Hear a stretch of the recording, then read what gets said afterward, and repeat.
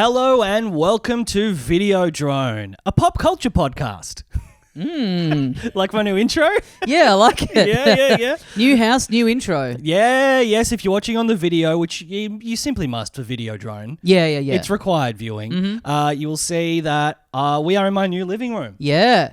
I was going to shout out the cafe where I got a coffee from on the way here, but I don't want to dox you. And in fact, it is very close. I'll turn around my coffee cup so that no one can see the stamp that's on the side of it. Yeah, it's such a fucking good name as It well. is such a good name. Do you want to get something to eat there after this? Yes, I have eaten there. And Oh, it's really? nice. Is it good? Yeah, great. Yeah, All right. So again, people slowly whittling it down. It's good. It's a good place. So it's get on Google reviews, 3.5 stars and above, and you'll slowly be able to whittle down Ben's location. But no, it's a good recording space, I think. Yeah. A lot of room. Yep. Nice and bright. Nice and open. Yes. When we've done it at my house is my living room and stuff. It's so narrow. It's so boxy. Yep. There's a lot of stepping over shit. Here is like there's no dogs here. There's no dogs, which some people will dislike. Yeah. There is a dog chair. So I was thinking that he would love that. My dog. I mean, we've got a doggy door in the. Do you really? Yeah. See. Yeah. Beautiful. So I think there will be a canine in the premises at some point in the near future. I love that. Yeah. I love that. Yeah. We can walk our little doggies together. Yeah. Oh. Yeah. Anyway, enough about my house. Yep. We got a big week of stuff to talk about. Yeah. I didn't, as part of the new intro, one drawback is I don't say our names. Or anything else about us. My name's Ben Vanel. You're Tommy Dasilo. Yes. And we do talk about pop culture, mostly, though, TV show recaps. This is an all recap pod. Yes. Basically, since it started, we started with Severance. Yep. Then we had some overlap of Severance and White Lotus. That's right. For the last couple of weeks, we've been White Lotus only. Yes. And next week, we'll be starting The Last of Us Season 2. Is it next? I think there might be a week in between. Oh, really? I think there may be 1 week in between. Let me look this shit up. Let me look this mother up. Yeah. Because that is, you asked off air if I'd been watching anything, and I said no. Yes. But what a collaboration this is. I've been rewatching season 1. Oh, sure. Because Lauren never finished watching it. Right. Because we were watching it for, well, not this pod, but a version of this pod. Yeah. Our Last of Us recap pod. We were watching the episodes and then recording straight after. So it kind of meant that she had to watch it separate, and she was sort of keeping up for a little bit, and then she fell off. But I was saying, hey, look, it'll be a bit of a different schedule for season 2. Yes. We'll be able to watch it together. I'm excited to see how it unfolds. So yeah, she watched like 3 episodes yesterday. So she's up to episode, 6 or something. And it is interesting watching it in the vacuum of like not watching it week to week, and not really having to have thought. Like there was one that I was like, I remember we were fairly mixed on this one, but then just watching it yesterday, just sort of binging it, being like, yeah, it's fine. Yeah. The one where they end up in, is it Jackson? I remember we were like, I don't know, we were a bit conflicted on. Right. At the time. Yeah.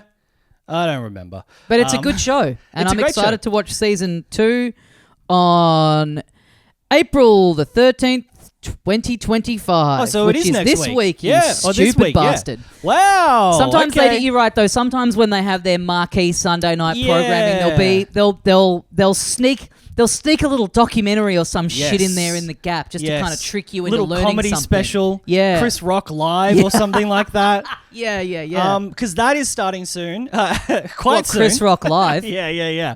No, Last of Us is soon. The Rehearsal season 2, which we watched the first one and I think had kind of mixed thoughts of it by the end. It was a pretty interesting show that got kind of weird, especially because COVID hit during production and they abandoned all of those. Yeah. It was meant to kind of be those episodic, like new guest, new rehearsal to practice, and it became that one thing in the house and the kids and all of that stuff. Yeah. I think I'm more excited for this second season. Yeah, I'm excited to see how it plays off what happened in season 1. Yep. Like how much it references that, how much of a continuation it is. I know there's a trailer out, but I haven't. I don't know. I don't really like watching trailers for TV shows. I won't tell you what is in it, but I have just remembered that the trailer does imply that maybe it will be another single storyline. Okay, great. But also could just be featuring one episode. Who knows? So I guess this is so boring. I guess that from the 20th it's taking over the slot of Gemstones. Yeah, Gemstones probably. must be finishing by then. Yes, maybe. There's a lot of good fucking TV this year because HBO are really on one at the moment. Yeah, Gemstones has been great. I'm excited for those 2 new shows. And I really liked the White Lotus. Me too. I've seen a little bit of disgruntlement on the internet. Surprise. But yeah, I feel like the disgruntlement has been there for this season since episode 1. Thank you for using that word that I think I made up. Yeah, well now it's I used it and then it had the brackets citation needed afterwards. Is this actually a word? Yeah. It's an in-joke. How much better would Wikipedia be if people could also just make up words in the entries for things?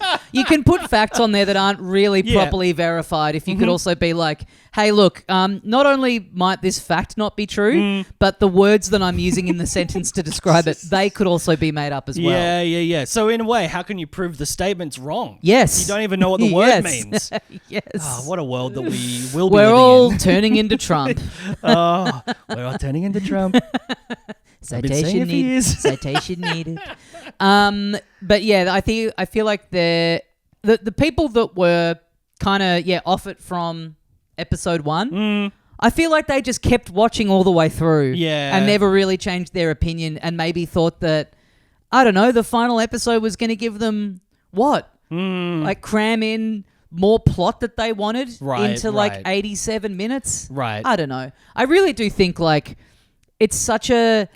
When there's a show where people go, nothing's happening, it just is, it's such a litmus test for how dull of a person are you. Yes. You know what I mean? You're like, yes. This show's boring. It's like, no, if you actually pay attention and think about it and are not a bereft moron, yes, then you can get so much. There is so much going on. Yes. There is so much character study. Absolutely. There is so much development. Just because there's not a fucking car chase for some reason in the middle of this show set in a resort. Yes. Like, no, stuff is happening. Yeah. What is that? It's like if you get bored when you're alone, you're boring. Like it's that. It's you don't have an interior life, so fuck off. Yeah. Boring people get bored. Yes. Right? Isn't that the saying? Yeah. Boring people bore people. Yeah. I remember Tom Gleason telling me once that he said that to his kid. This is when they were quite young. They were like, Daddy, I'm bored. And he went, well, boring people get bored. It's like to a child that's like 6. Yeah. hard parenting. Yeah. But yeah, like it's, I feel like there's been... did you see the quote from Mike White today where he was talking about, I think it might have been after the credits thing, maybe it aired on HBO in the States. Oh, okay. But let me just find this quote. Like a little statement from him talking to camera or something. Yeah, a little bit of that. Yeah, okay. A little bit of post-credits interview kind of stuff. No, we did let the music run for a while because there's some fantastic music in this season. Which that guy's left the show, apparently. Cristobal. Yes. He's had, like, creative differences, apparently. Yeah, he kind of did this. He was doing... I think the intent was that it was just an interview about, like, hey, what's it like to do all the music for White Lotus? Right. And he's like, well, actually, no one knows this, but I quit because Mike White's a real cunt. Yeah. And the New Yorker just being like, whoa.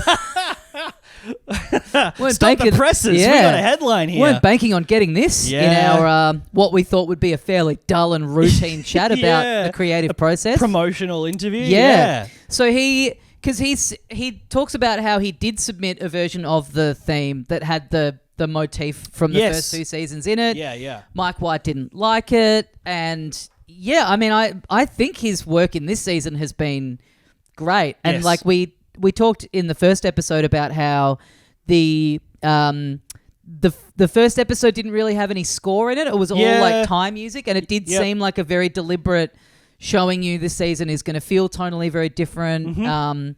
But then the bits of his score that have come in throughout the season have been great. Yeah, the foreboding stuff that's coming in with like Goggins and everyone, like Laurie last week, like walking down the alleyway alone. Like, a lot of that stuff's been fantastic. I feel like the theme in this season does lend itself more to little usages of score throughout the show. Yeah, more so than the other one did. I don't know. I also think that like.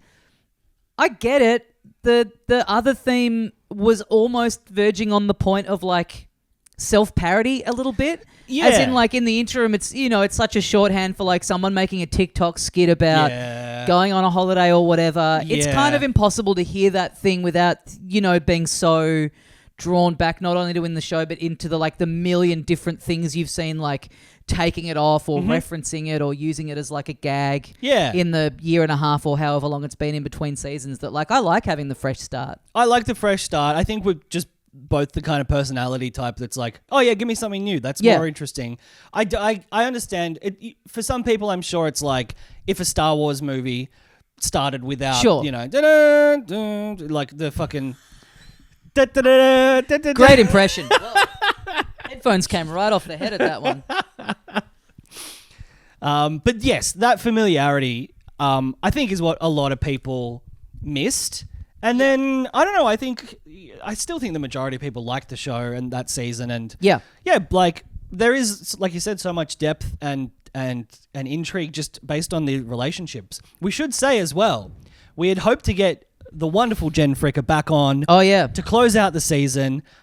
She was initially only meant to be doing Severance with us, and we were trying to get her to do some more White Lotus, but she is back. She's back in the TV production office. Yes. Working on Gruen. Yes. Sends her apologies, and I don't know, maybe we could ask her for like a little voice memo or something. Well, what's annoying is that we didn't know until not the last minute, but like she thought she might be able to do today and then had a meeting and couldn't. Yeah. But what we could have done is we could have headed down to the Malthouse Theatre and we could have chased down Australia's very own Rob Carlton and gotten him to give his thoughts on the finale. Yeah, fuck. I mean... We still could. Yeah.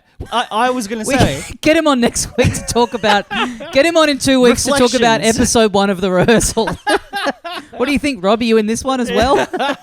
I mean, look, I imagine it would just be pretty run-of-the-mill, positive comments about his experience on the show, but he could say that Mike White's a cunt, and we could get a big exclusive. Yeah, he might. Yeah. Good point. Okay, so maybe we'll chase that up. So, so if anyone's wondering where Jen is, that's the explanation. We'll hopefully be getting some more people on to talk about future shows. Yeah. Nothing's confirmed yet, but the feelers have been feeling. Yeah, you messaged me the other night. You did you went rogue. You were out and about. Yeah, I did a I was going to say Ray Romano. Fuck, what was the guy? Ray Martin? Oh, Ray Martin. Yeah. Doorstop. I doorstopped a very beloved Melbourne comedian. Yeah, you found someone going through you were going through his bin, and when he came out to confront you, you were like, "Hey, how about you do this?" And he said, "I'm going to eat that. What are you doing?" And that gives you a clue. That really gives it away.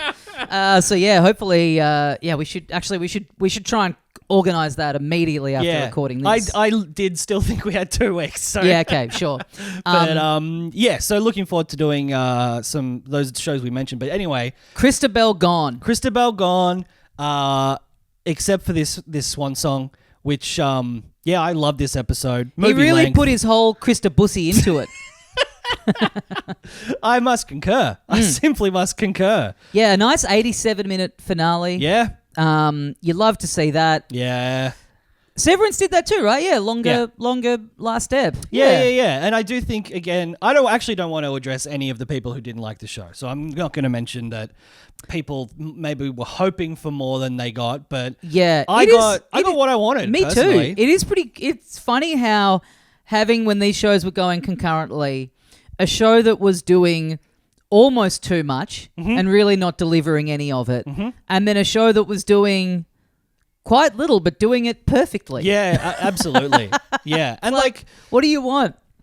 I was going to say the performances in the White Lotus I think are like pitch perfect. Yes. Maybe save Mook, who it's her first acting gig. And I guess it's probably an underwritten part, maybe the only sort of... I will say Not that I'm disappointed in that, but I did start thinking a lot about what remember Jen Fricker? This is her now. Feel old?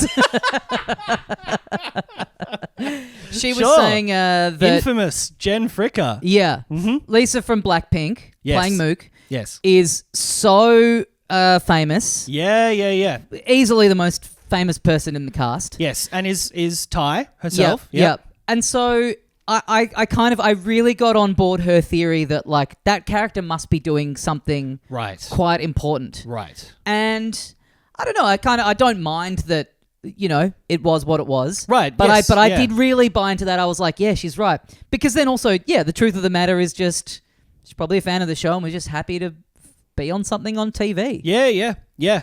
Got to do a dance. And got to be on an HBO show as their first acting gig, which is pretty sweet. Yeah. But yes, like you said, what you saw was what you got with that character. Yep. They were, you know, a little bit standoffish to guy talk, but was impressed by his, the moments of violence and ambition that she thought he was displaying. And his storyline is an interesting one because I love the show, but I can see how some people would be like annoyed at some of the characters and some of their decisions. But I kind of love that shit anyway. Some of those stories were kind of, you know, almost, well, some of them were very much tragedies. Some of them were kind of, you know, the sort of sad short story, ironic twist of guy talk playing into all that shit in the end.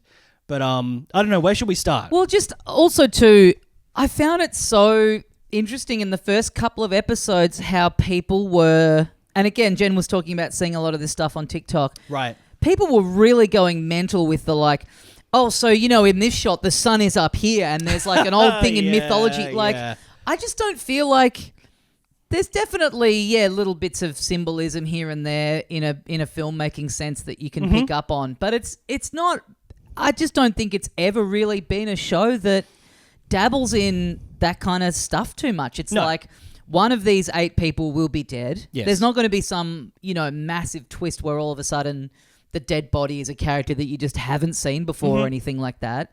That it pretty much is, it just always has been a show that's very much like what you see is what you get when you walk backwards from it. Absolutely. Like the first season, like the dead guy's the main guy, the guy who runs the resort, the fucking incredibly wound up, right? like drug addicted party hog, fucking kind of the prime culprit for it. Yes. Like, and then season 2, it's like, oh yeah, the bumbling moron ended up getting like knocking themselves off accidentally. Yeah. Wow. Yeah, and in this, people being like, oh, the waves mean something, and the monkey means something, and like, I don't know. I think there's a lot to it where it's just like, that stuff looks cool and heightens all of it. I'll read this quote from Mike White quickly.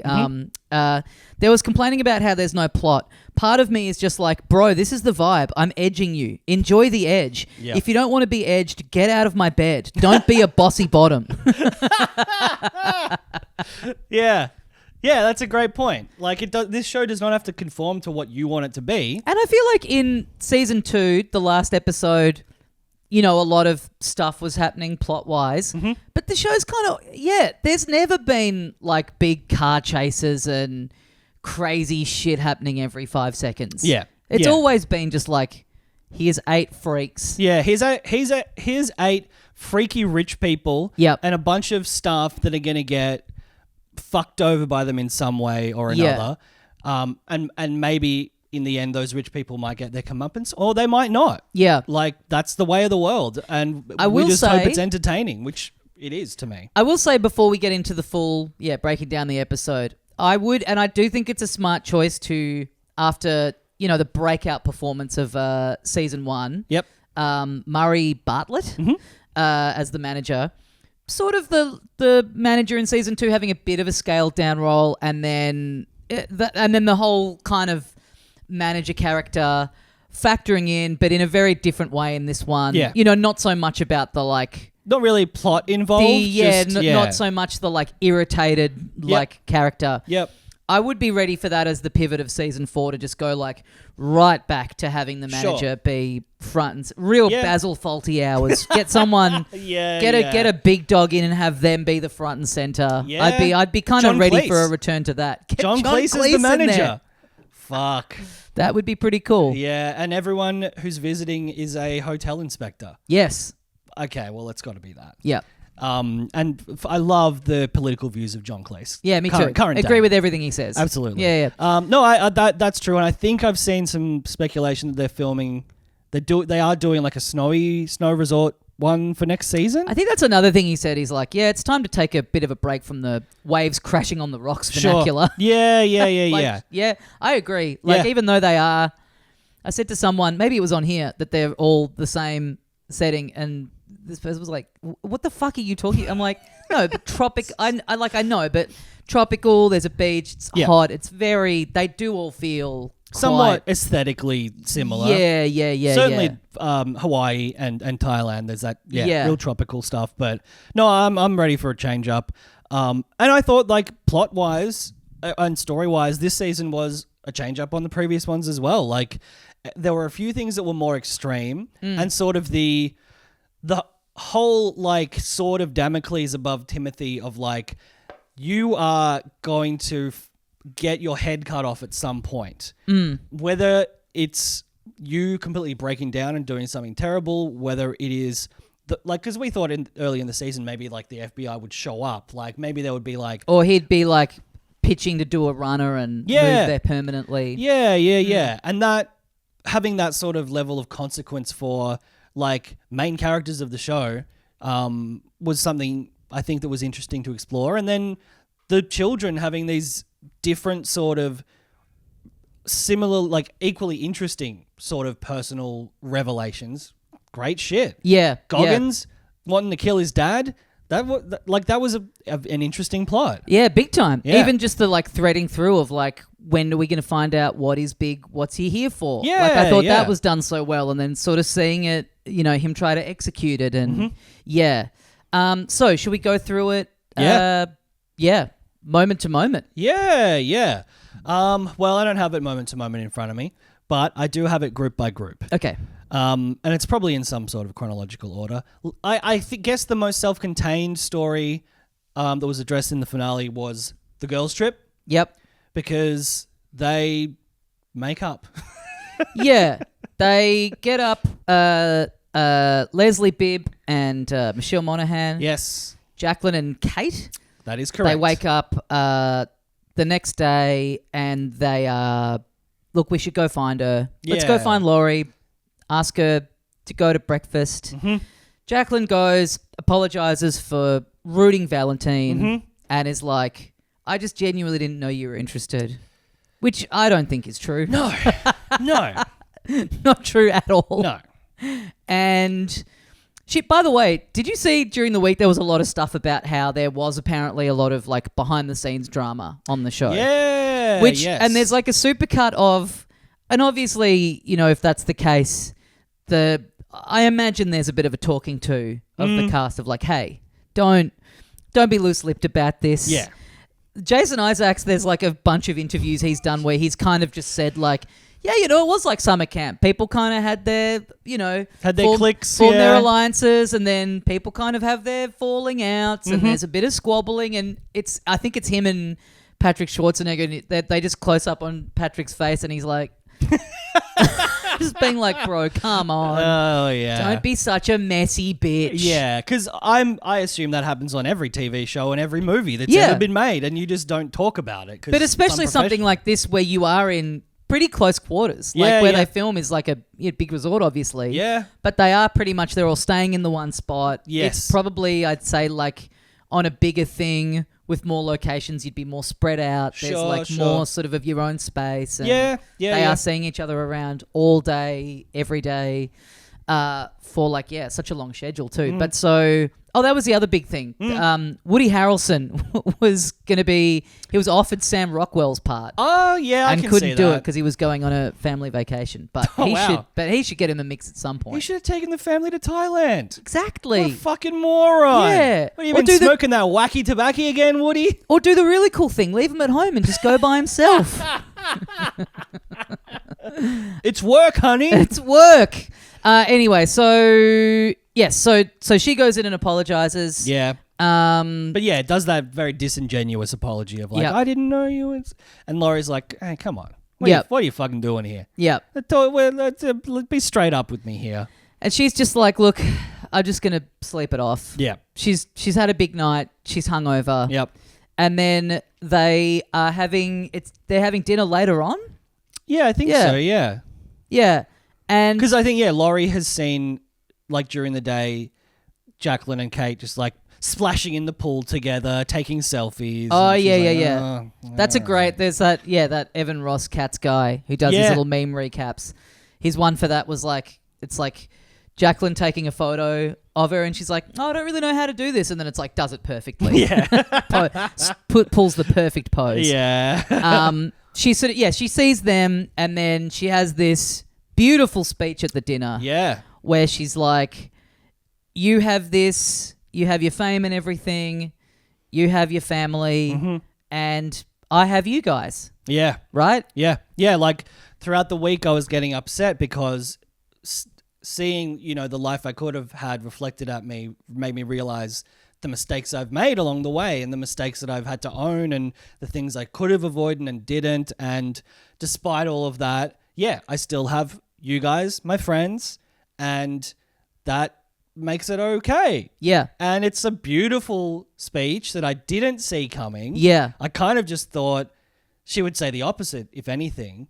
This would be a big thing where it's like, this is going to be one of those trips where we go home and then never speak to each other again. Yeah. And it was not that at all, and it was very beautiful. Yeah. And, and heartfelt, and I believed it as well. Despite all of that conflict and that, kind of mean girl stuff that had been happening, I thought it was a really, really effective speech. And the thing of her being like, Jacqueline going, this has been the best week of my life. And it's like, you flash back to like her friends accusing her, like saying that she's had work done and she's not being honest about it. Cheating on her husband. Not really validating her, thinking her relationship is all bullshit. Yeah.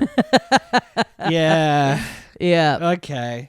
It is also very funny that we see that Laurie, as she's leaving that guy's house the night before, she sees that he's stolen all the stuff. Yeah, and she just does nothing about it. Yes. Yeah. Look, I thought that was going to be the big thing of like the walls will close in on this guy because Guy Talk would recognize them. That Laurie would corroborate it, but in the end, it is an interesting thing. I think it's part of that class commentary that they've always done, where the Valentine ends up talking to Guy Talk and is like, "Look, these guys, if they get deported, like they're fucking dead. Like, they go home back to Russia. It's a bad, bad situation. Yes." They can't find any work here. It's like, and Guy Talk is like, okay, I'm not going to do anything about it. Because so let's pivot to him because that sort of wraps up the girlies apart from what happens later on. Because he comes in, he's talking to Mook and he's like, I know who stole the stuff. I'm gonna do something about it. I'm gonna be the big man. I'm gonna be the hero. Mm-hmm. And he confronts him. He's like, who are those? Who are those guys? He's like, they're just some guys from the gym. Yeah. Oh, what are their names? I don't really know their names. Yeah. Why are you asking? It's a bit weird that you go to the gym with them and you don't know their names. Yeah. You went to the fights together and you sat next to each other, but okay. Okay, you don't know their names. All right. And he's like, I don't know what you're talking about. And then comes up to him later and he's like, please. Yeah. Please don't rat us out. Yeah. And he decides to do that. Yep. And he goes to Pelek and Pelek is, I think, because what happens? At some point he goes to Pelek and is like, I want to quit. Yep. I don't think that I'm good for this job. Yep. I don't have that, I believe in what the Buddha teaches, I don't want to harm anyone regardless of what situation it is.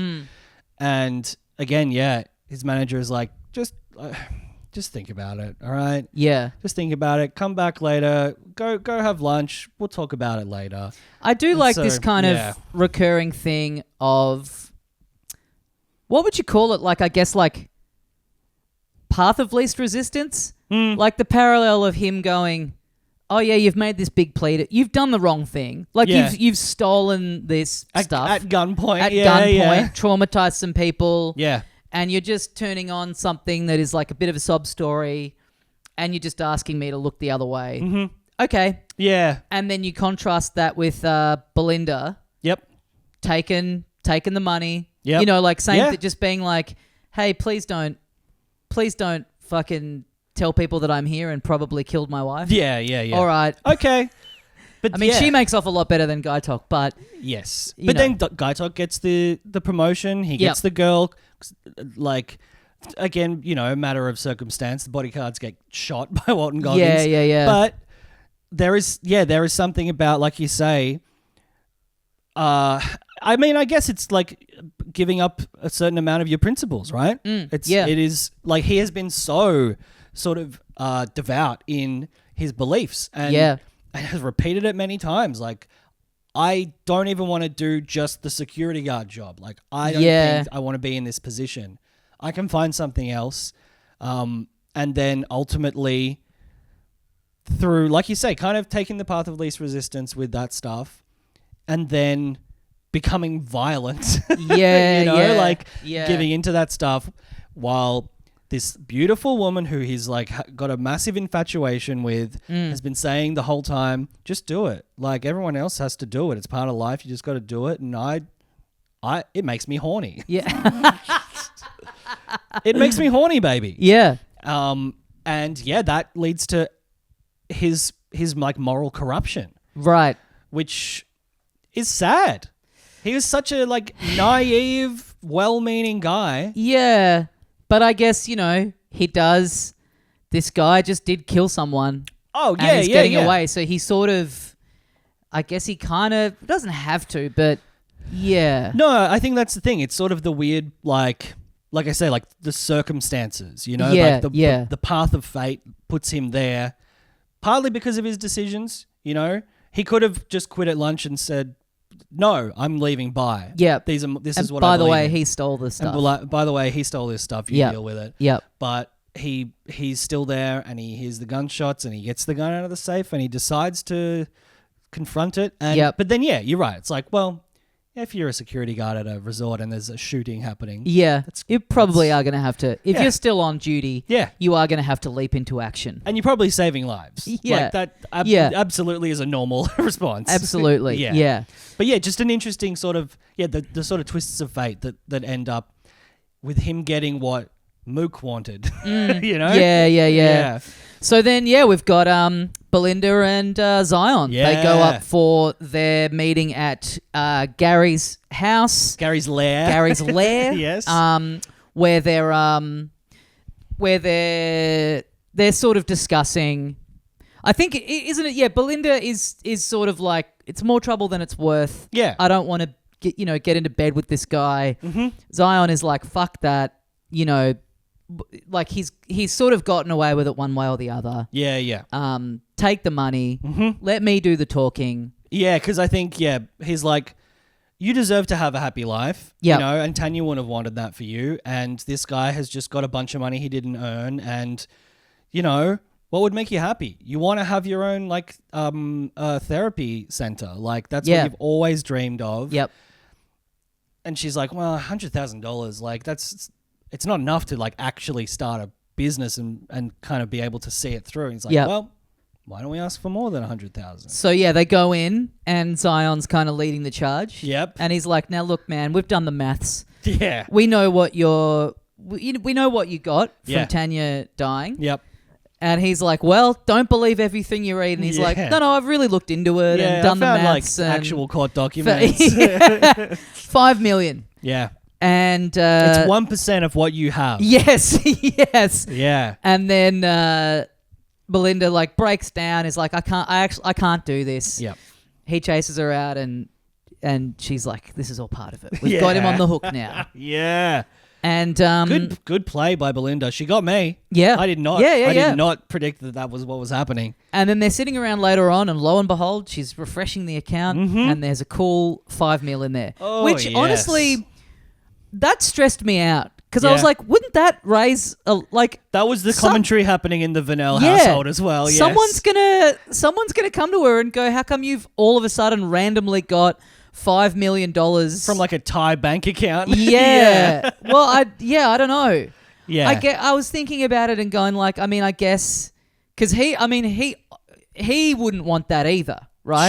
Sure. He would be the one that would more wanting to cover his tracks. Yeah, so yeah. I guess he would be setting it up as like, oh, Tanya was close with her and wanted her to have, maybe he's sort of done. He's done something official in that sense. That probably tracks. Yeah, I can see that just actually happening in real life. Because in the movies where there's like a heist or whatever, or someone steals a lot of money, it's always like drip feed it to yourself in small increments so as not to raise any alarms. But either way, she's now got $5 million big ones, and Zion immediately goes to, great. Well, now you can open up the massage place. Yeah. And she's like, can't I just be rich for 5 minutes? Yeah. Just immediately going into like, now you've got this money. Now you can work more. Yeah. Yeah, when she said, because this is only like halfway through the app, when she said, can't I just be rich for 5 minutes? I was like, she's going to die within 5 minutes. Right. But she doesn't. And again, it's that whole storyline is this weird mixture of like, well, yeah, she deserves something. Like, Tanya promised to invest in a business with her and left her completely in the cold. Yep. All this money is blood money. Like, we know Greg didn't literally kill Tanya, but he wanted to. Like, he had that situation all set up. Yep. And he doesn't deserve the money. But maybe it is kind of morally questionable to accept it as a payoff, to not tell the police about a potential murder suspect. Yeah, no, big time. Yeah.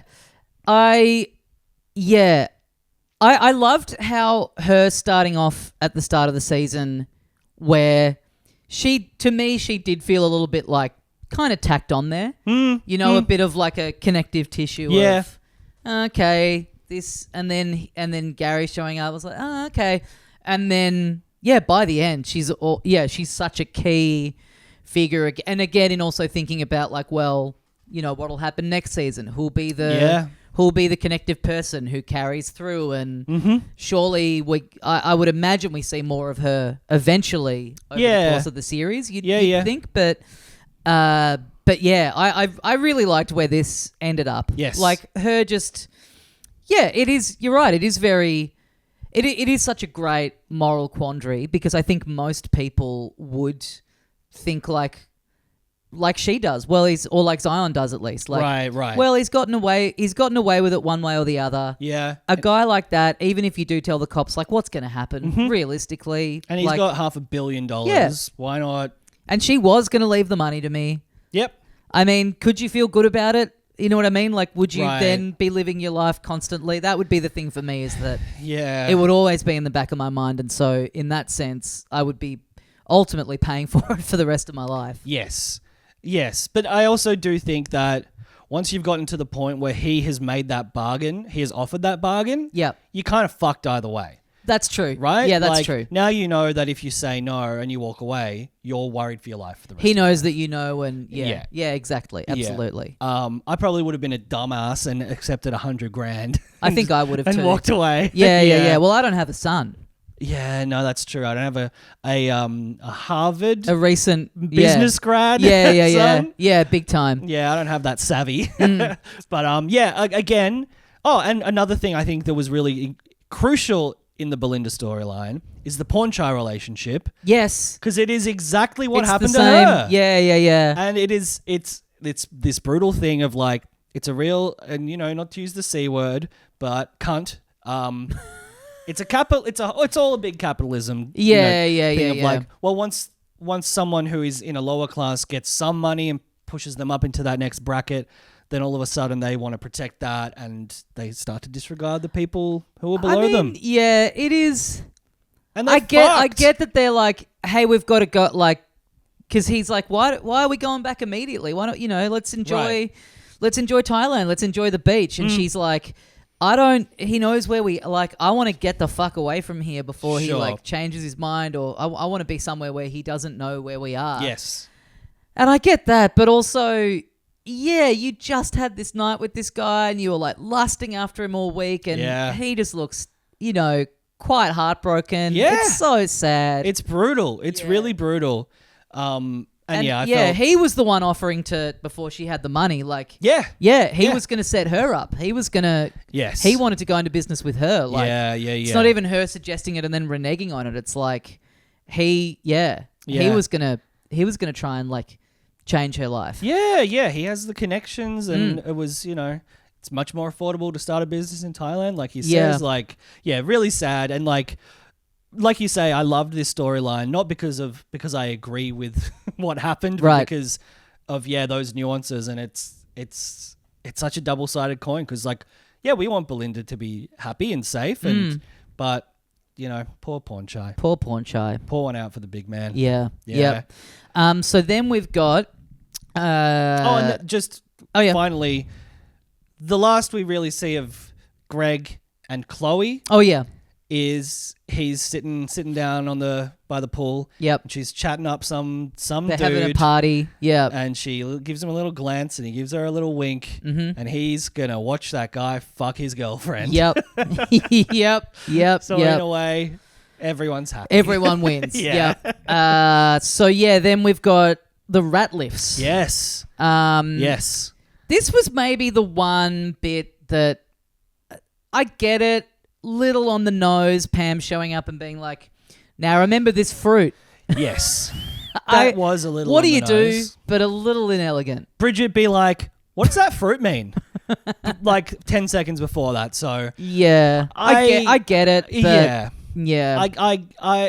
A lot of the stuff with the family, a lot of the imagery, a lot of the dreams and the fantasies and the way that their whole story was told was, I think, really overt from the start.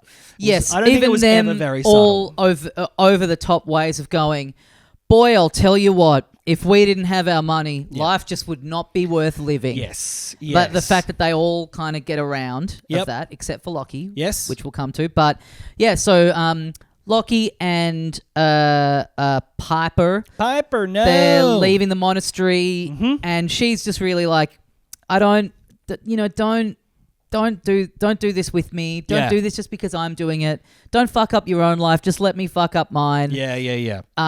They get back, and Victoria, is like, oh, how was it? And Piper just basically immediately breaks down. Yeah, she's like, I don't want to talk about this. Can we give it a couple hours? Yeah. Is just like, I hated it. There's no air conditioning. Yeah. The beds were uncomfortable. The food sucked. I really wanted to convince myself that I'm not a little princess and that I don't need those things, but I do. Yeah. And I mean, again, there's been so many like memeable moments from this series, but her giving her the comforting hug and then the thumbs up to Tim over the shoulder. Beautiful. Incredible shit. Still one of the funniest things in the whole series, I thought. Yeah. But yeah, I think like part of what Piper says, and I think that she means it. She means what she's saying. But she also says, like, I just feel so bad that there's like billions of people who don't have an opportunity to have a comfortable life like we do. And I feel so sad. And Victoria going, we live better than kings and queens. And to not enjoy that is offensive. Yes. And like, again, which in a weird way is sort of is actually kind of an in-touch statement. Yes. You know what I mean? Yes. It's like, that's everyone's complaints about like anyone who's doing slightly better than them in any capacity and complaining about their lot in life. It's like, fuck up, cunt. I'd kill to have what you have. Absolutely. I think, that is not a ridiculous comedic thing for her to have said, even though it comes across that way. again, it's if you live in a system where it is possible for people to live that way, unless you can change the system personally, sure, then don't spend every waking hour of your life miserable walking around being like, I don't deserve any of this. Right. It is offensive to not enjoy it while people are suffering without it and would be relishing it. Well, and the grand irony of her leaving of deciding, I'm not gonna stay at the monastery. I'm gonna go home because I need all those comforts. Well, you're about to not have them anymore, one way or the other. Yes. And I did wonder if was a part of that inspired by Lockie saying that he wanted to go there as well, and her sort of being like, did that influence her decision in some way? Was it, I think it would be harder to deal with something, to put up with something if you do have literally a family member there with you. Yeah. Like in a way, if you're by yourself, you're still tethered to that life anyway. Yes. It's someone who you're hoping to be anonymous and to be able to right.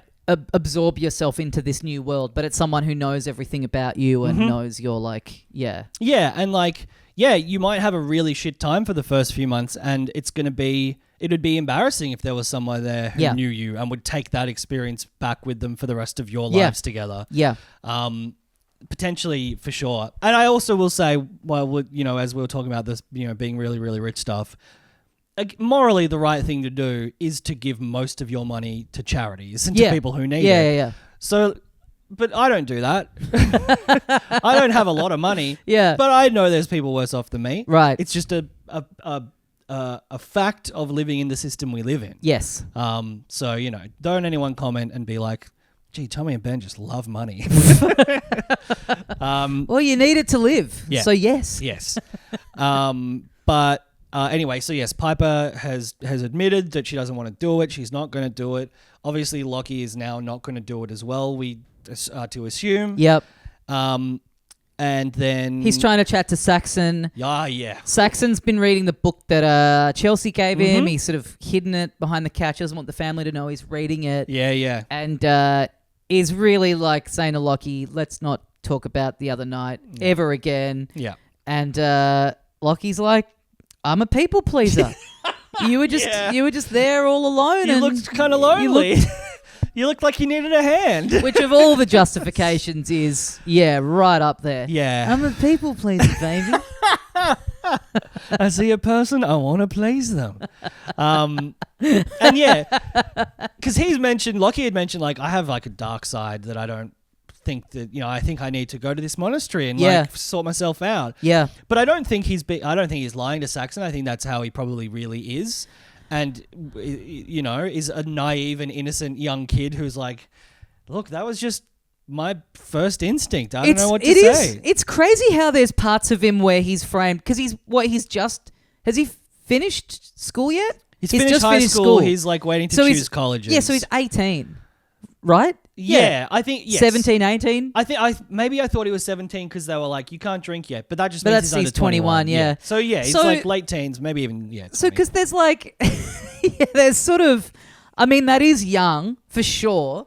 But there's just elements of him, not knowing how he functions and how the world works, where it's almost like he's 11 years old. Yes. He's he's a young guy, but not knowing it's actually really, really, really bad to have jacked off your brother. Yeah. It's you can't just play it off as being a people pleaser. Yeah, that is, for being 18, it's no, I think every 18-year-old would sort of have a bit of a handle on that. Yeah. Pardon the pun. And you're right, Saxon. Oh, yeah, because Lockie's like, hey, if you make me a protein shake, I'll have one. And Saxon's like, the stuff's all there. You can make one if you want. Yep. Which is a bit of foreshadowing. Chekhov's juicer. Yes. Chekhov's NutriBullet. Yes. Saxon's like, I'm going to read.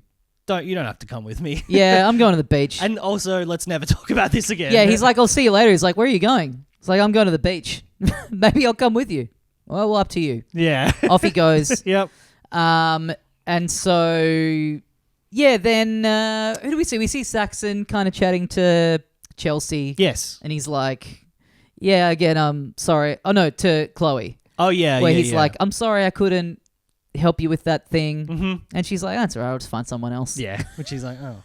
Whatever. But no, before that, he is chatting to Chelsea and he talks about the book and he's like, there's some interesting sex stuff in there. Yep. Which, I feel like, again, he is performing what is expected of him to an extent. Yep. And Chelsea's like, oh, that's great. Like, I've got a bunch of her other books. They're life-changing. And she explains the concept of there are these groups of people. There are these different types of people. There's like a certain amount. And within the world, you will be in a group with other people. Some of them will be people you know. Some of them will be people you don't know. But you are connected in some way. Yep. And I think that really gets to him, and he is really responding to her compassionate side, which she has mentioned she's want to do when she sees a little birdie with a broken wing. Yep.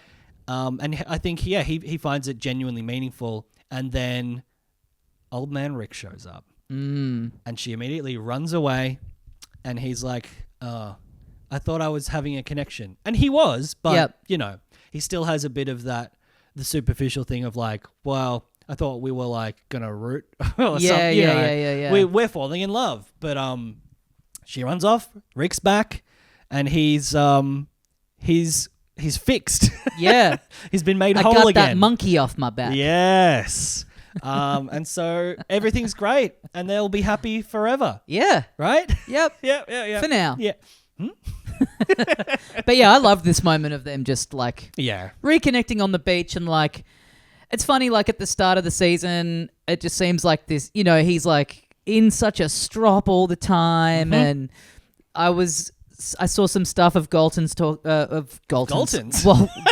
talking about like their relationship, and him saying like he thinks it is like a really strong relationship. It is a really good, ultimately strong relationship. And then, you see this moment and like, it's kind of hard not to buy into that. Yes. Like there is something, like there's an age gap and he's got his demons and his issues and everything. But I don't know. Like I love this moment. Yeah. Yes. There was some question, I think, about how authentic it was in previous weeks, but it's real. It's authentic. And they keep... Well, that's the thing. The assumption keeps being that she's just with him for his money and everything, and she just keeps insisting, like, no. No, I love him. The more she talks about it, the more, like, you kind of buy it. You're like, maybe initially that might have been part of it, but... And then I think, mainly from his perspective, like, what is he... He seems to be so annoyed all the time. Yeah. He doesn't want to buy into any of her, like, spiritual stuff or the astrology, and he's like... just kind of blows her off in so many ways, and is like, I just got to go do this thing. I'm not going to listen to your advice. You're not coming. Yeah. And she says to him, we're linked. Whatever happens to me happens to you. And he says, what a weird thing to say. We'll be together forever, for the rest of our lives. Yep. And so back to the Ratliffs. They have dinner together.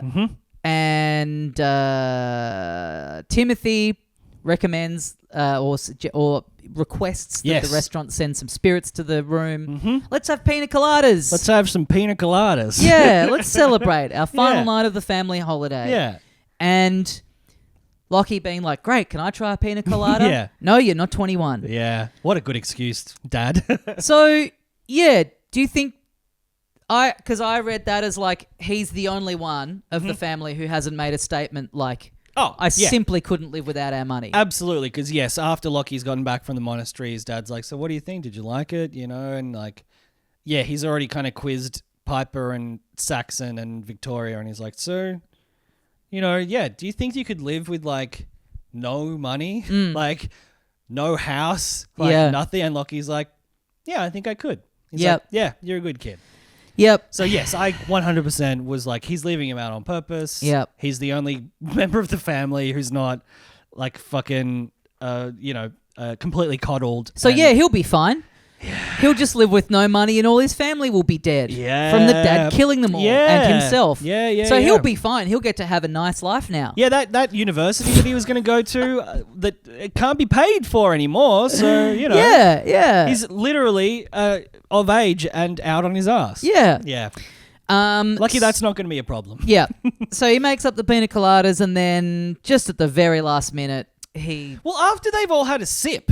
Which are Right. like Bridget and I were like, so they're just going to be like sick as hell, right? Like, how are they going to explain this? But I don't know. He also doesn't know, I guess, a ton about how it works and everything. And it's like one of it ground up into like a whole blender's worth of smoothies. Like maybe a sip wouldn't be enough to really do anything. I guess, and I guess it wasn't. Yeah, it wasn't. So he knocks the glass out of Saxon's hands. Mm-hmm. Is like the coconut milk was off. Yeah, yeah. That's my excuse. The coconut milk. Milk was off. Yeah. Takes them all up, pours them all out. Yep. But does not clean the blender. Does not clean the blender. Which is just bad blender etiquette. And he's also, they were about to get their phones back earlier in the day too. Yeah. And he's from sort of Pam. Yeah. Do you guys want your phones back? Which again is like, it is sort of, again, another weird thing of path of least resistance. Sure. In a weird way, rather than have to sit down and fess up and tell them I've done the wrong thing here. Mm-hmm. And even, in this moment, he still is like delaying it till later on. Yeah. Which we'll get to. But next morning, Lachlan gets up, is like, time for me to try some of that. Well, not even that he wants to try the pina colada, more just that like there's a bit of shit left in there. Yeah. Put some protein powder in and some water. He's like, and again, Bridget was like, boys are fucking disgusting. Yeah. Like, yeah, this is on track for an 18-year-old boy. An 18-year-old boy, yeah. This is completely believable. Drinks that. Because the family have gone out for like a last breakfast or something, right? Like they're... Yeah, Tim's still asleep. Yes, Tim's still asleep. Yep. And the girls have gone to the jewelry store. That's right. To make some last-minute purchases. Oh, and also, when he's like, anyway, no drink, time for bed. And Piper's like, haven't you heard of wine? Yeah. Yes. So, they're... Which is so funny that they're all still completely oblivious to what's going on. Yeah. It's like... What did she say? Something like, it's been a great week and I love it here, but I cannot wait to get home. Yeah. Yes. Yeah, I said to Lauren, like, I love how he just basically, Tim has not spoken for like 5 episodes now. Has just been in a daze. Mm-hmm.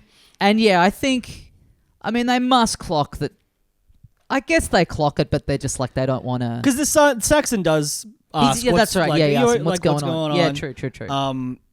And Piper, Victoria is probably just concerned with where her lorazepams are, and she's wine drunk the whole time. Yeah, true. But it is funny to think, yes, you're right. He's been like basically in a daze for 5 days in a row. Yep. And then it's like, pina coladas, anyone? Yeah. I did see some discussion online that people were disappointed with this, and I kind of agree that I thought something might come of it, but I also don't really care because I liked everything else that happened. Mm-hmm. The interaction between Kate and her that they met at that baby shower in Austin. Yeah. That really seemed like it was, there was a pretty fine point put on it, right? Yeah. But I guess it was just meant to underline in that, because that discussion that she has later on, like, people everywhere just want something from you. You gotta be careful. It's we got money. Showing her status and how she sees herself and everything. I think so. I think that was, Another interesting Mike White tidbit is that originally in the script, Piper was going to root Zion, lose her virginity to Zion in this episode, but then he was just like, it's too much stuff going on. Yeah. So, yes, they've all gone to breakfast. Tim is still asleep. Lachlan's kind of just sitting next to the pool having drunk that smoothie. They can sort of see him that he's not quite, with it or... but they just assume he's still sort of waking up and they're like, we'll meet you down at breakfast. Yeah. And then he died. Yeah. And then he dies, which I thought was beautifully shown. With the underwater sequence. Yep. And the like figures above him, which like they flash in front of his eyes, and then it turns out they're like the Buddha statues, above the pool, and him just running out of breath. Fucking great. Like really, really beautifully filmed and shown. And I really thought he was dead. I bought it. I was like, this is a cool, like, as much of a twist as they can have, because we know that someone's been shot. Yeah. And someone else is dying as well. Yes. And very sad. Yeah. Very sad. He was a beautiful boy. Jason Isaacs finds him. Yeah, he just wakes up of his own accord, right? He's like, oh, time to get up. Yeah. Who Tim? Yeah. Yeah. He wakes up. Goes outside, finds him, my boy, my help, son, help, my beautiful boy. Yeah. And he wakes up. Yeah. It is funny now going through each bit just in order of each story. Yeah, it's not that eventful, but yeah. It's like, he goes outside, he picks him up, and then he wakes up. Yep. And it would have been, you could say, karma for Tim to lose this son after he'd threatened to murder the rest of his whole family and kill himself. The one that the one he's going to spare, the one who truly was going to be fine with whatever happened. The cruelest irony. Yeah. But he is spared that fate. And it makes him realize, like, we will be fine. Yeah. We are family. The most important thing is family. Yep. And they all end up, like, Lockie's obviously sick. Must have been that coconut milk. Off coconut milk. Yeah. That nearly killed him. Yeah. But that's a crazy thing for the dad to have to hang on to for the rest of his life. Yep. The ultimate secret. Yep. Yeah, fucking hell. And I wonder if he'll tell him because they're on their little boat back and he doesn't come out and say it, which I did feel was a bit, again, like Mike White himself said, it's a bit too much edging for my liking. I would have liked him to just be like, hey, we're about to lose all of our money. And well, he does kind of say that. He says things are going to change. Yeah, but I loved that. I loved how that was done. Yeah. Again, it's like total... like, he is acting so weird the whole time. At so many different points he could have said something. Yeah. And then, it just is this, like, very last moment. Like, he's made it so that they're only getting their phones back on the boat. Yes. Which I was kind of like, where's the boat taking them? Because there's an airport in Koh Samui. Yeah. I don't quite get where... I don't know if that's a thing that you would do at that Four Seasons or whether that's just a stylistic thing to have them arrive by boat. I think it's probably just a stylistic choice. Yeah. To have them be sequestered off into these little groups that they can close off. And you do get that beautiful final shot of the bay. But they're just sailing out into the ocean. Yeah. But giving... They get the phones back and it just is like nowhere to run. Yeah. And sort of downplays it. Yeah, things are going to be a bit different for us now. Yeah. I don't know. I just loved how weak it was. How in his head he's like probably views that as like, this is me, really being the big man and stepping up. Right. When really he's left it till the last minute. Mm-hmm. He's able to be quite zen about it now. Right. Because he's processed it for nearly a week and has gone through the waves of like, maybe I'll blow my brains out. No, that's obscene. Yeah. What I should do is shoot my wife and their son and then shoot myself. Yeah. No, that's crazy. What I'll do is poison my whole family except for, oh, wow, I've nearly accidentally poisoned the one son I was going to... You know what? Yeah, things change. It's fine. You ride the wave. Yeah. Didn't you listen to that Buddha? Yeah. Like... No, you're right. And I think that's why... And I think this is probably why some people didn't love maybe the girl's storyline because it did resolve in a pretty nice, pain-free way. Right. And then I think... No, that's probably the main one where it was But it's one of those things where... Oh, and the Guy Talk Mook storyline where it was like... things just kind of worked out for him. Yeah, and people being like, oh, I really wanted to see,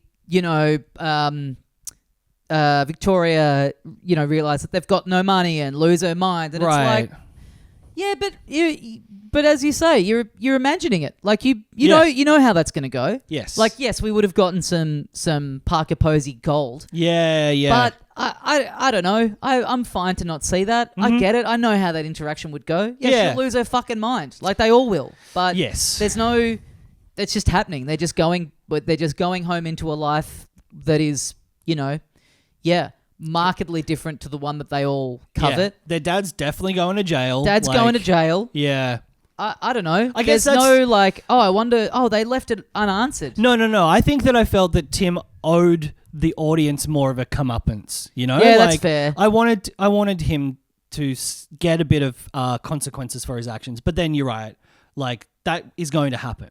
And we know that's going to happen. Yeah, and him having a moment where he's like almost killed his son and or thinks he's killed his son and has to live in that. Yeah. And like surely the wife's leaving him. Yeah. A whole family are going to turn their backs on him. You just know all of that's Saxon's coming. out of a job and is like has no other life to live. Yeah, and he's gay for his brother. Yeah.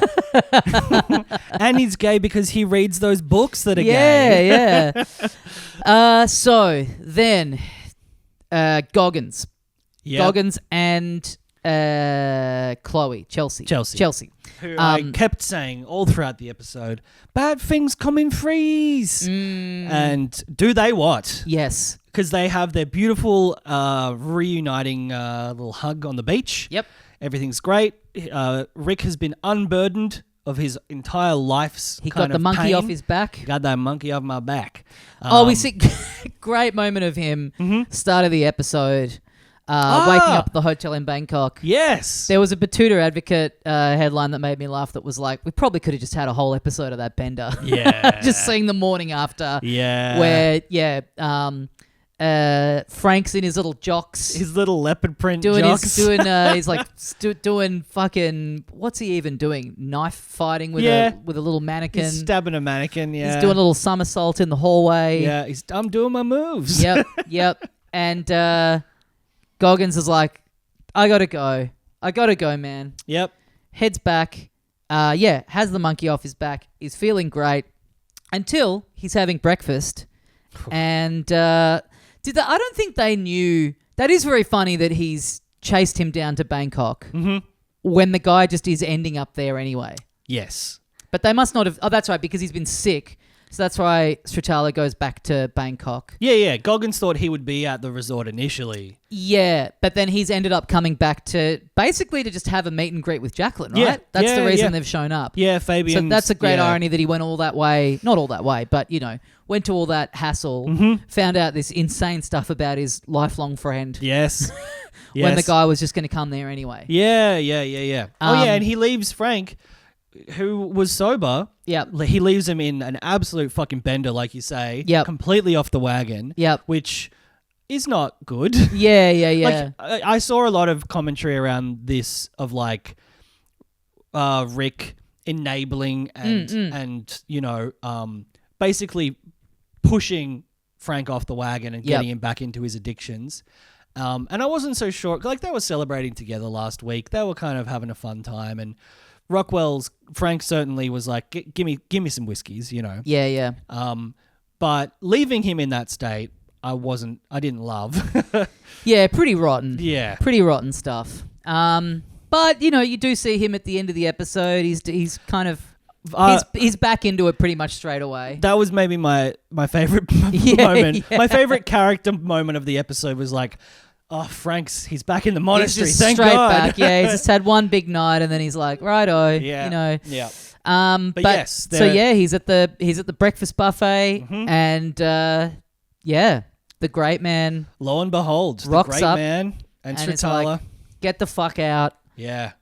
Which when you think about it, it is pretty wild to just go back to the guy's resort and just hang out there for another 2 days after all that. Yeah. You'd have to think that, like, at the very least, he would be like, I'm calling security at the resort and making sure that you don't go back and that your fucking girlfriend gets kicked out. Yeah.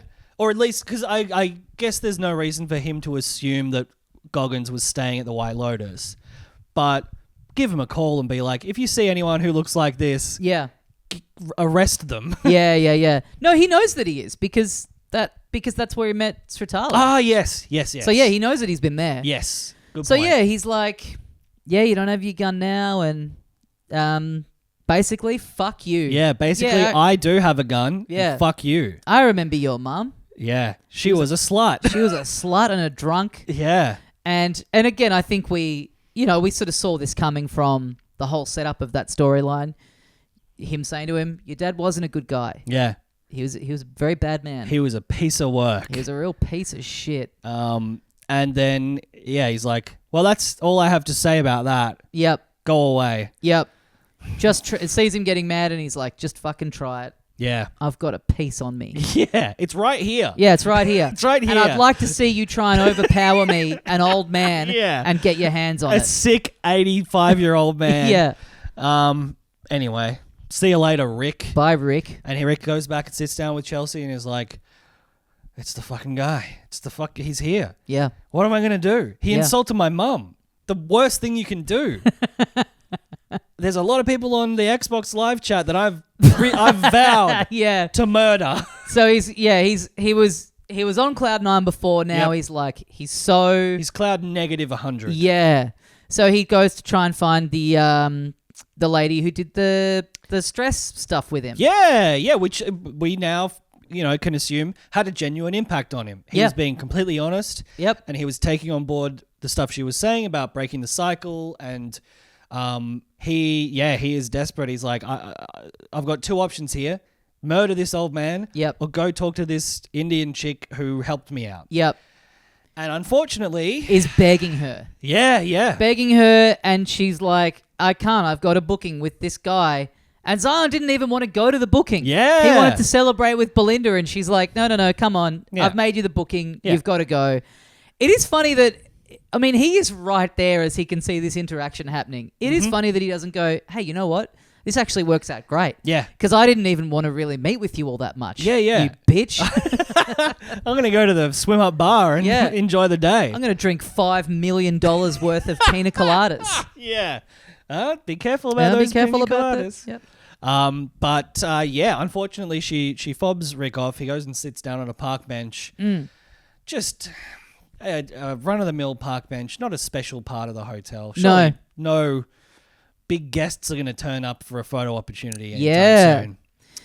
So Jacqueline and the girls, she gets her photo. We're big fans of your show. I love that we never found out any details about what the show is. That is perfect. Big fans of the show. Yeah. And he kind of has this moment where it sort of reminded me a bit of in Me, Myself and Irene, the first time you see him, Jim Carrey kind of morphing into Hank. Yes. Where he's just like the weight of the world just crushing him, and he's like, he gets that dog in him comes out. It really just the constant the constant cuts back to him and just seeing him really sweat wrestling on his with this. face. Yeah. And just going and seeing monitoring it and seeing one of the bodyguards walk away and then waiting a bit, seeing the other one walk away. He had his moment where he could have done something, and he was like a frail old man. It's like, I let him know that's enough for me. Yep. I said my piece. Yeah. But then he turned up and he disrespected me and my mama. Yeah. Ain't nobody disrespect my mama. Yeah. And so he goes full Shane Vendrell. He really does. He really taps into some fucking shield energy. And gets the piece off him. Yeah. And goes boom, boom. Goes boom, boom. Yeah. You ruined my life, you old bastard. Yep. Does he give him a nice little kiss off line? I don't think he does. Fuck you. I think maybe. Yeah, I think it's something like that. Yeah. Just a classic. Yeah. Yeah. Fuck you. Fuck you. Bang, bang. Shoots him. The girls run off. Yep. I've rewatched this clip a couple of times. Laurie's just out of there like a bat out of hell. Yes. Yeah. I think she really takes off. I only saw two things before I saw the episode. Oh, yeah. I saw some tweet, I think, that just had a screenshot of Mook and it said, she is the real villain of this season. And I was like, oh, what the fuck does that mean? Oh, that's annoying. And then I saw about 1.5 seconds of the girlies running and Laurie leading the way. Yep. I was like, well, yeah, there's a shooting. I guess I assumed that was going to happen. Yep. But yeah, they're out of there. And then Stratala being like, well, why did you do that? And he's like, well, he murdered my dad. And she's like, he was your dad. Yeah. He told me. And again, that's a little clunky. It's a little clunky. I get it. You're writing it. It's like, well, how else did, you know what I mean? How else do you get this information out there? You could have him fucking receive a letter. There's other things you could do that are sort of equally as clunky. And yeah, I do buy that in the moment you would be like, you fuckhead. You know what I mean? It does. I guess it kind of tracks, but I thought there would have been a bit more potential in him finding out that he was his father before he decides what to do. Yeah. Because that adds, again, like with a lot of these other storylines, it adds a grey element to the choice. It is a bit like her going, oh, he told me. Yeah. That's like, well then, but what, like, why not tell him? Yeah. Like, so why not straight away tell him when you met him earlier in the day? Yeah. I guess he assumes he's going to come after some of his money or something. Yeah. Maybe. I think it was just, that the way they chose to deliver that information was probably the least elegant way you could. Yeah. You know, there's other ways that... I do think it is also maybe... I do think there's such an effect of Star Wars in anytime someone is like revealing that someone has a secret father that they didn't know about. Yes. It is... In my head, I find it so hard to just not think about like that as like the most parodied kind of famous twist of all time. That's a really good point. You know what I mean? I think it's just if you live in a world where that never happened, then you'd be like, whoa. But like I literally in my head was like, I am your... You know, it's like I just find myself unable to detach as a twist from that. It's literally the story of Star Wars as well. Yeah.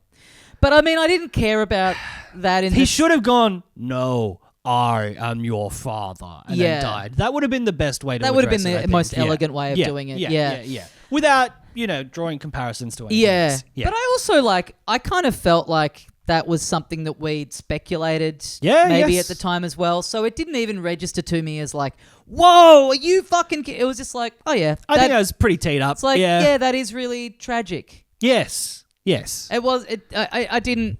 Yeah, I didn't feel like we were really meant to view it as like, holy shit. Yeah, I didn't feel like I was ripped off from a potential, like a better twist or something. It was just like, you dumb cunt. Yeah. You killed him because he killed your dad, but guess who killed your dad, bitch? You. So he then is in a shootout and pops those bodyguards. Yep, down they go.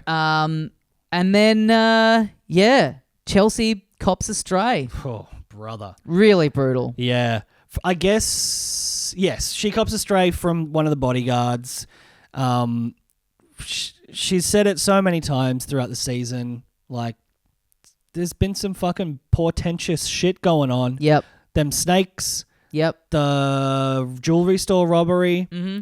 It's all been teed up. Again, like, with the Goggins' father, it wasn't a huge twist, but it was really sad. Yeah.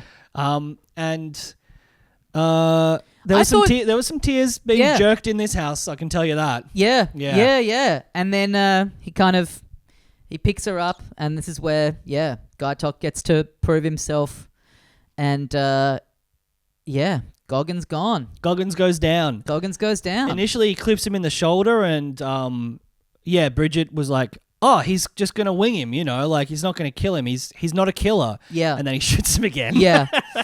I mean, I did see a bit online about how, the ways that people died in the first two seasons, there was still an element of like black comedy to them. Yeah. There was like, Yep. I mean, Tanya like surviving, but then falling off the boat and bashing her head. Yeah.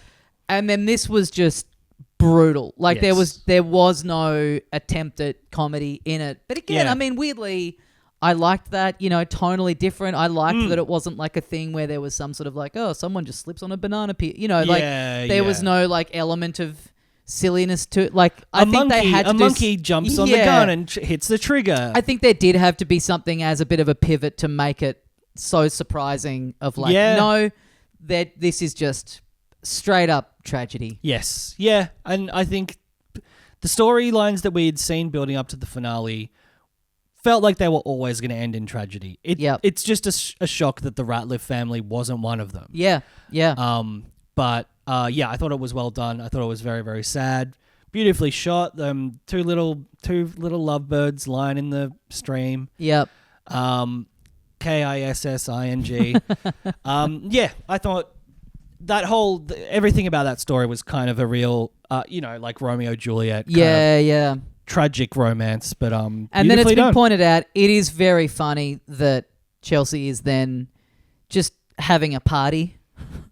Chloe, yes. God damn it, Chloe's just having a party. Like we don't know the time frame, but she never really cared. Yeah. Yeah.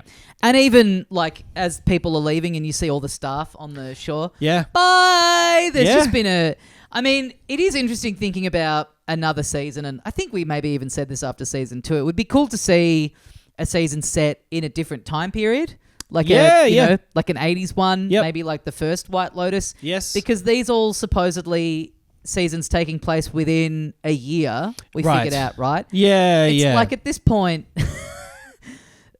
it's hard to imagine anyone being at this chain without being like, isn't it weird how like fucking really bad stuff has happened, like 3 within the last year? That is kind of funny though, that if they every season does take place in this 12-month period where it's like after the latest, the last one in the sort of chronology, people are just like, well, this hotel chain is cursed, and they all shut down, and I like guess that's it. The Italy one, you would at least say that didn't happen on the grounds of the resort. That did happen sort of off and was sort of covered up. So maybe that one hasn't registered yet. So like, I guess it's more in real world terms. It would be like, oh, that manager died, and then a few months later, there was like a shooting at the one in Thailand. Yeah, like 5 people got shot or something.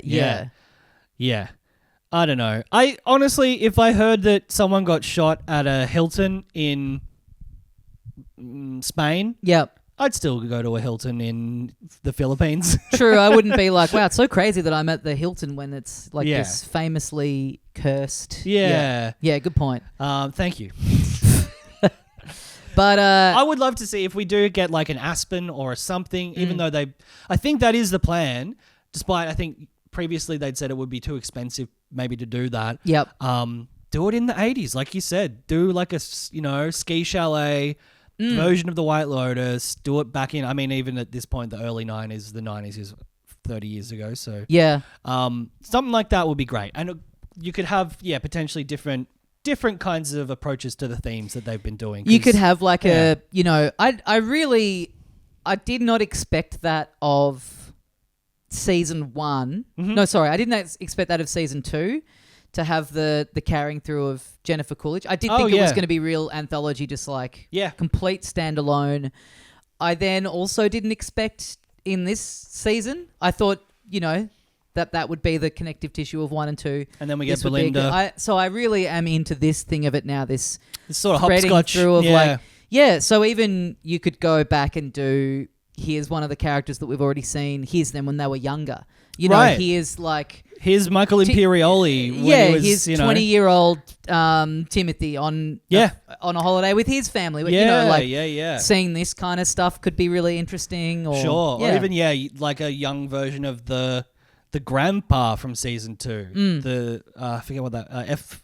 Murray Abraham. Oh, yeah. Like, go back and do him or as like a youth. Murray Bartlett's character. Yeah. Like, the first one that he, maybe he did, like, work experience at one somewhere. Totally, yeah. I mean, the great thing about this is that it's all up in Mike White's head, and he can kind of do whatever he wants at this point. Yeah. And we'll be on board for that. Great season. Who was your favourite character?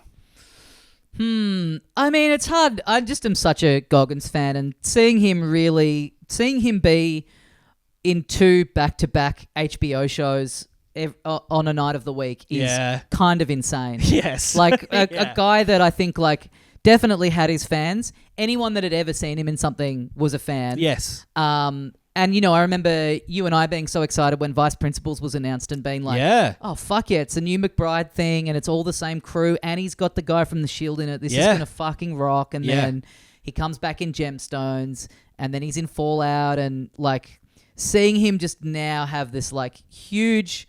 Always been great. Yeah. I love anyone who's just been doing their thing for a long time and then just like gets this huge break. All of a sudden just gets this recognition all at the same time. Yeah. And he gets some of the best shit to do in the finale. I was like, just like the moment of him running around with a gun, I was like, this rocks. Yeah. Real action movie audition piece. Yeah. And the man's teeth are just impeccable. I know. It does seem like a bit of a Bob Odenkirk moment, right? Where it's like he starts popping up in stuff. You know, he like pops up in Soul and people are like, oh, it's the Mr. Show guy. And then he's like in Little Women and, you know, then he becomes this like... Does the action movie. Massive name. Yeah. It feels like a bit of that. I'd love to see a Goggins vehicle. Man, I would see anything he's in. Yeah. He was in the Tomb Raider movie. Yeah. And that was a piece of shit. Yeah. But was the best part about it. That was before the Goggasons. It was. Yeah, it was. It was before the Goggasons. That was just for real ones like you and I. Yeah, post that's vice true. principals, I guess. Yeah. My favorite character was Fabian, the manager. I thought he had a beautiful singing voice. Yep. No, I think... I mean, Tim was such a fucking wild ride. Yeah. Like, what a... Like, great performance. Really, really solid performance from Mr. Malfoy. Yep. Had to do a lot. I bought all of it. There are so many like different alt versions of this. Like I loved this season, but there's a lot of alternate versions that I would have been really happy to see. I would have loved to see this little setting up of this at the start that again nothing really happened with. The fighting between Goggins and Tim, Tim, like not getting on at the start. Yeah. I thought that might come to a head. I would have loved to see them going toe to toe. But I guess they've had some sort of run in where they clearly suss each other out as being a bit of a dick, and then as soon as Tim realizes that his whole life is going to shit, he's like, well, whatever. Yeah. But I would be remiss if I didn't choose Victoria Ratliff. Yeah. As my favorite. Some big fucking laugh lines from Parker Posey. Yeah. For something that is like, it was more of a black comedy, but was kind of a bit more dramatic this season. Like as I've laughed as much at her in that show as I've been laughing at Gemstones as a comedy. She feels like she's the big like Jennifer Coolidge of this season, where been around for a long time, had her hits. Yep. Everyone knows her. Was in a lot of Christopher Guest films. Yep. Really brought her back into the zeitgeist and with a newer audience. You know what? Actually, if they're going, consecutive timeline next season, boy, I'd love to see her doing a. Oh yeah, she's shacked up with some new guy. Yeah, talking about her ex-husband being in prison. Fuck, that's not bad. Yeah. That's not bad at all. I could see that being something that Mike White would be into. Yeah, like her girlfriends like set her up on a holiday to, feel better, or she's got a new man, or yeah, fuck. That's a great idea. Yeah. Anything else to say?